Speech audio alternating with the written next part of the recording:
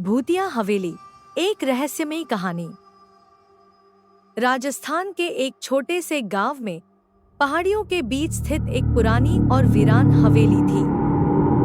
स्थानीय लोग इसे भूतिया हवेली कहते थे।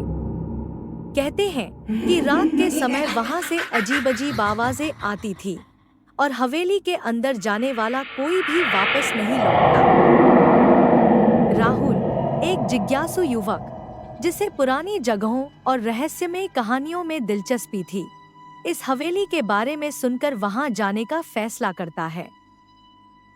राहुल ने अपने दोस्त करण और प्रिया को भी अपने साथ चलने के लिए मना लिया। तीनों रात के समय हवेली पहुंचे। जैसे ही उन्होंने हवेली का दरवाजा खोला, एक ठंडी हवा का झोंका उनके चेहरे से टकराया। अंदर का माहौल बेहद डरावना था। दीवारों पर अजीब निशान थे और फर्श पर सूखे खून के धब्बे। जैसे जैसे वे अंदर बढ़े, उनके आसपास अजीब घटनाएं होने लगी। करण को महसूस हुआ कि किसी ने उसके कंधे पर हाथ रखा, लेकिन पीछे देखने पर वहां कोई नहीं था। प्रिया को अचानक किसी की हंसी सुनाई दी, जो धीरे-धीरे गुस्से में बदल गई। राहुल ने एक पुरानी तस्वीर देखी जिसमें खून से भरे आंखों वाले लोग दिख रहे थे। हवेली के एक कमरे में उन्हें एक बंद तिजोरी मिली।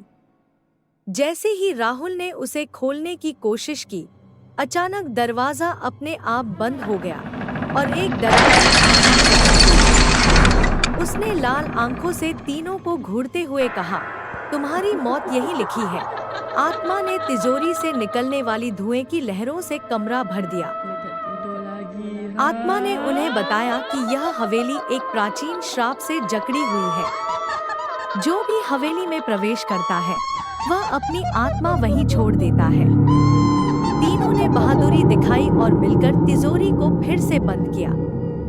जैसे ही तिजोरी बंद हुई, आत्मा गायब हो गई और दरवाजा खुल गया। तीनों किसी तरह बाहर निकले, लेकिन उनकी जिंदगी हमेशा के लिए बदल चुकी थी।